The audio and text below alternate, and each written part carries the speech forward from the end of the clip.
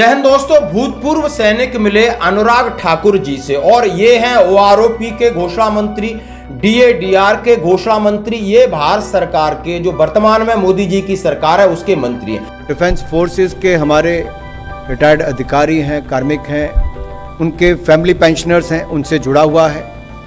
1 rank 1 pension का, उसकी revision का। 1 रैंक 1 पेंशन कई दशकों तक पूर्व सैनिक मांगते रहे।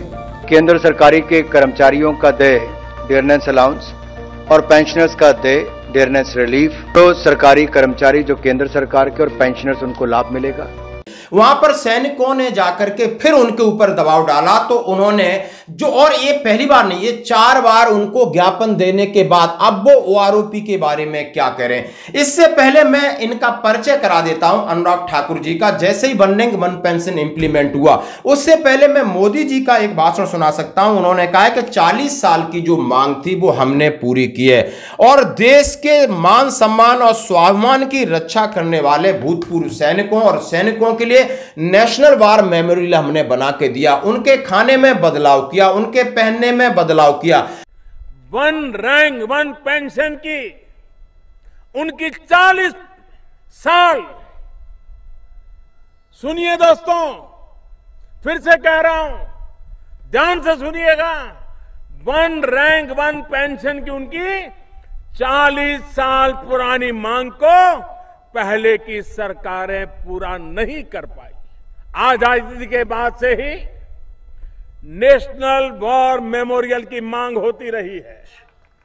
दिल्ली में नेशनल वॉर मेमोरियल भी है और नेशनल पुलिस मेमोरियल भी। अंग्रेजी कुरीतियां हम उसमें से निकाल रहे हैं। हमने आर्मी, एयरफोर्स, नेवी को सुदृढ़ किया, स्वावलंबी किया, मेक इन किया, स्किल किया और इंपोर्ट की आप बात देख सकते हो। हर तरीके से हम सेना के मान सम्मान और स्वाभिमान और आधुनिकीकरण के ऊपर दे रहे हैं। इसके साथ भूतपूर्व सैनिकों के साथ जो 40 साल से लंबित मामला था, हमने 1 लाख करोड़ रुपए उनकी जेब में दिए।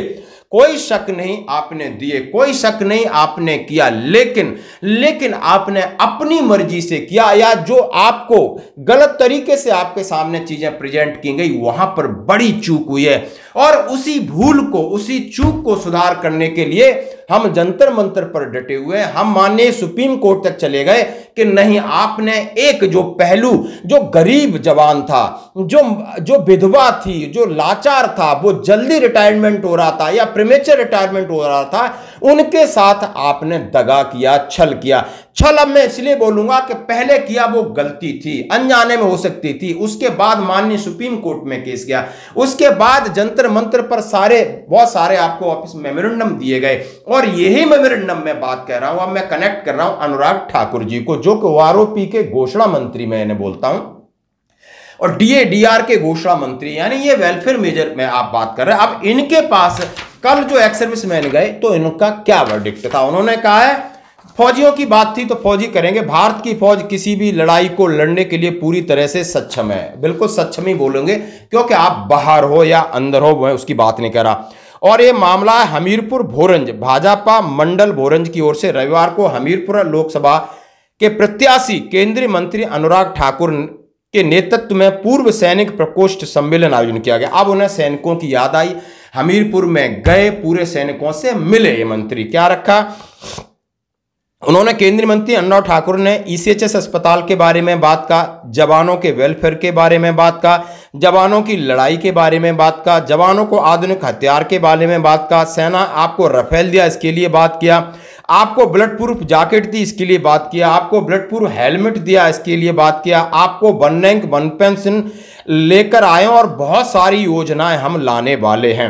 यानी इन्होंने सारी चीजें अपनी गिना दी, लेकिन एक बार भी ये नहीं कहा कि इनके पास 4 बार वहां के भूतपूर्व सैनिक अपना ज्ञापन पहुंचा चुके हैं। शायद ये वीडियो उन तक हमारा पहुंचे और आप इसको वहां तक पहुंचाइए कि आपने उन विसंगतियों के ऊपर कोई जवाब नहीं दिया। आपने 1 रैंक 1 पेंशन को लेकर जंतर मंतर पर धरना का कोई जवाब नहीं दिया।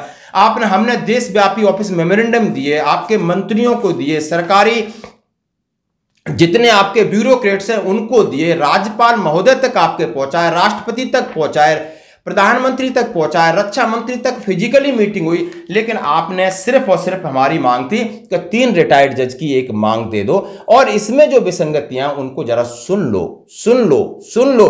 मानो मत, आप हाथ जोड़ के बोल दोगे हमारे पास पैसा नहीं है, तो देश के लिए, मान सम्मान के लिए सैनिक कितना आज भी ईमानदार है वो कह देगा कोई बात नहीं, लेकिन आप उसको नजरअंदाज कर रहे हो। आप वही बात, अधिकारियों की बात पूरी सुन लेते हो, मान लेते हो, और हमें आप भेड़ बकरी की तरह इग्नोर करते हो। इस बात का हमें दुख है। धन्यवाद। साथियों, सेना के जवानों के प्रति हमारे मन में स्वाभाविक गौरव की भावना होती है।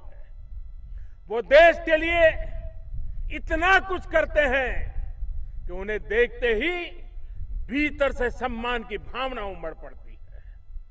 लेकिन 1 रैंक 1 पेंशन की उनकी 40 साल,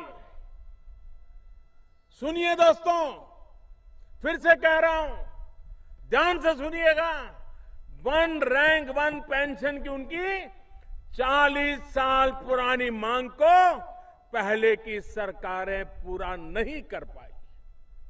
ये हमारी ही सरकार है जिसने 40 साल पुरानी इस मांग को भी पूरा किया, 1 रैंक 1 पेंशन लागू किया।